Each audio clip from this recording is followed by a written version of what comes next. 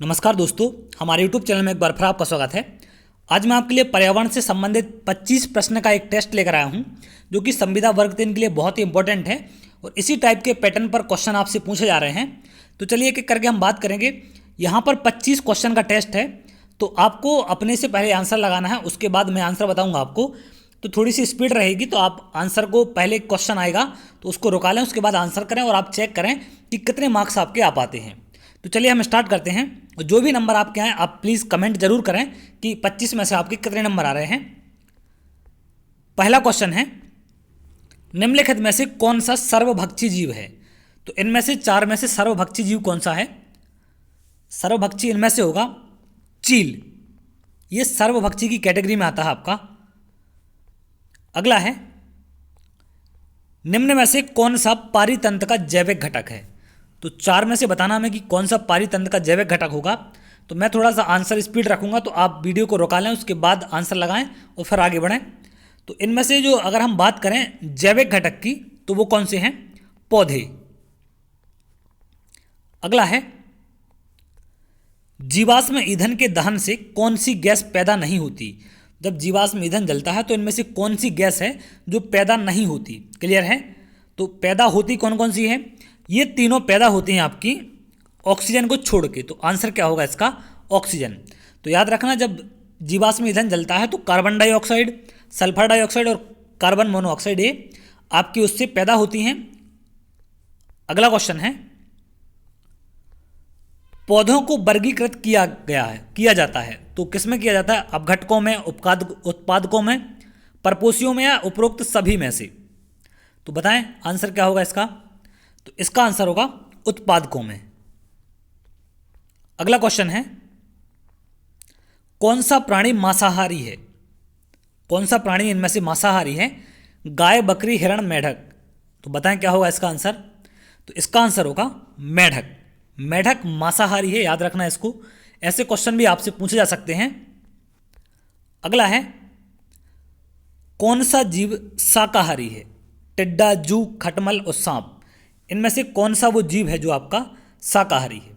तो इसमें से टिड्डा जो है वो क्या है? आपका शाकाहारी है।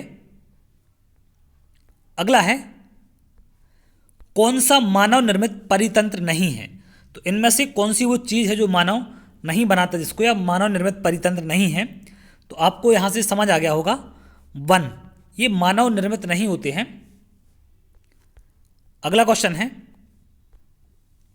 जैविक और अजैविक पदार्थों की क्रियात्मक इकाई क्या है? तो इनमें से बताएं आंसर क्या होगा? तो जैविक अजैविक पदार्थों की जो क्रियात्मक इकाई है उसको पारितंत्र कहते हैं। मोस्ट इंपॉर्टेंट क्वेश्चन है। अगला क्वेश्चन देखते हैं, निम्न में कौन परितंत्र का अजैव घटक नहीं है? तो कौन सा अजैव घटक इनमें से नहीं है ये बताना आपको। तो बताएं इसका आंसर क्या होगा? इसका आंसर होगा पौधे, क्योंकि ये कौन से हैं? ये जैविक घटक हैं आपके। तो यहाँ अजैव घटक नहीं है की बात कर रहा है। तो वायु, ताप और वर्षा आपके अजैव घटक हैं। अगला है,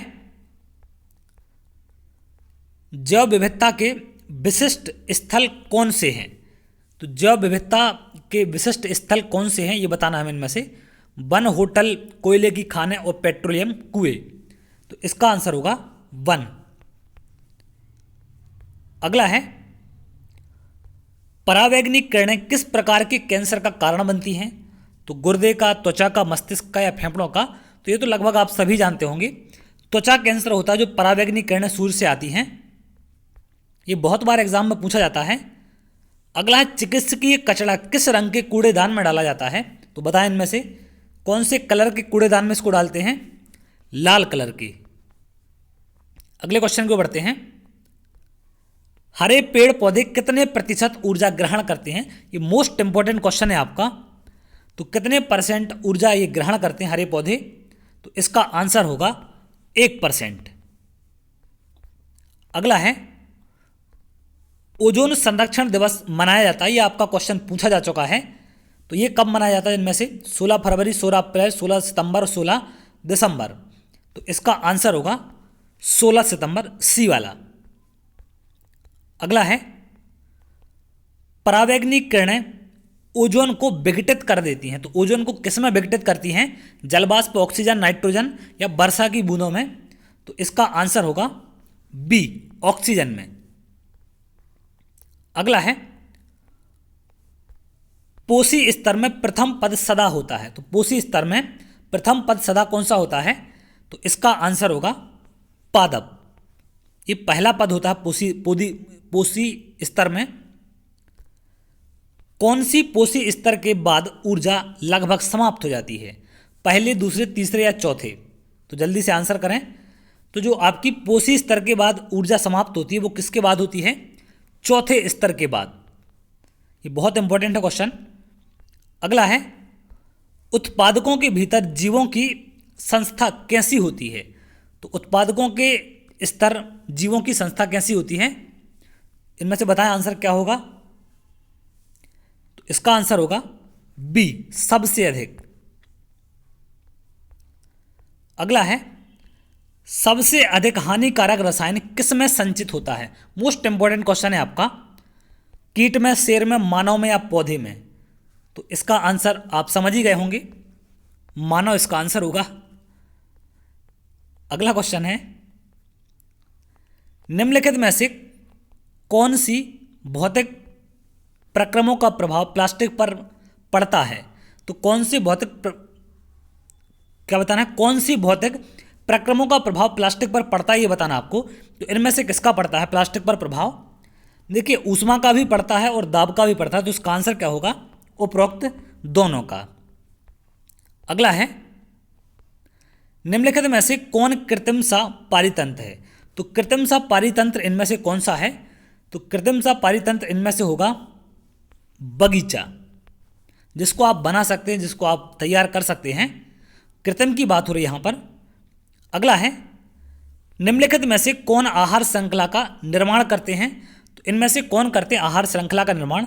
तो आहार श्रृंखला के निर्माण के लिए इनमें से सभी की जरूरत होती है। तो इसका आंसर होगा उपरोक्त सभी। अगला है, खाए हुए भोजन का कितना प्रतिशत जैव मात्रा में बदलता है? तो इनमें से चार में से बताएं आप कि कितने % बदलता है। तो इसका आंसर होगा 10%। अगला क्वेश्चन है, मांसाहारियों को किस पोषी स्तर पर रखा जाता है? तो इन चार में से बताएं कौन से स्तर पर रखा जाएगा। तो इनको रखा जाता है तृतीय स्तर पर।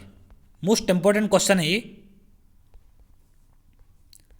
अगला है, वो लास्ट क्वेश्चन है, जिनमें प्रकाश संश्लेषण की क्षमता होती है उन्हें क्या कहते हैं? ये बहुत इंपॉर्टेंट क्वेश्चन है आपका। तो जिनमें प्रकाश संश्लेषण की क्षमता होती है उनको क्या कहा जाता है? उनको कहते हैं उत्पादक, क्योंकि पौधे क्या होते हैं? उत्पादक होते हैं आपके। तो इसका आंसर होगा उत्पादक। तो ये थे टॉप मोस्ट 25 क्वेश्चन जिनके आने की संभावना है या जिनसे संबंधित क्वेश्चन आपके बन सकते हैं। तो इनको आप याद रखेंगे। तो अपना अपना जो भी स्कोर है आप कमेंट कर सकते हैं। तो अगर आपको वीडियो अच्छा लगा हो तो वीडियो को लाइक कर लें और चैनल को सब्सक्राइब कर लें, जिससे और भी इंपॉर्टेंट वीडियो आपको मिल सकें। और बहुत सारे लोग कमेंट कर रहे हैं कि सर 5 से 21 तक का एक कंबाइंड वीडियो डालिए। तो मैं ऑलरेडी वीडियो डाल चुका हूं, तो आप लोग उसको देख लें। जो भी क्वेश्चन आपके पूछे गए हैं 5 से 21 तक का, क्लियर है? तो उन सबको देख लें आप। उसके साथ साथ जो भी क्वेश्चन आपके पूछे जाते हैं या जहाँ से भी क्वेश्चन बनते हैं मैं उन टॉपिक को बनाता हूँ। जैसा कि आप मैथ में देख रहे हैं, अभी करंट में मैथ के टॉपिक ज़्यादा फोकस कर रहा, क्योंकि पहले मैथ में टाइम नहीं दे पाया। तो अब कोशिश कर रहा हूँ कि मैथ के ज़्यादा से ज़्यादा टॉपिक आपको दे पाऊँ। तो चलिए, बहुत जल्द अगली वीडियो में मिलेंगे। तब तक के लिए बहुत बहुत धन्यवाद।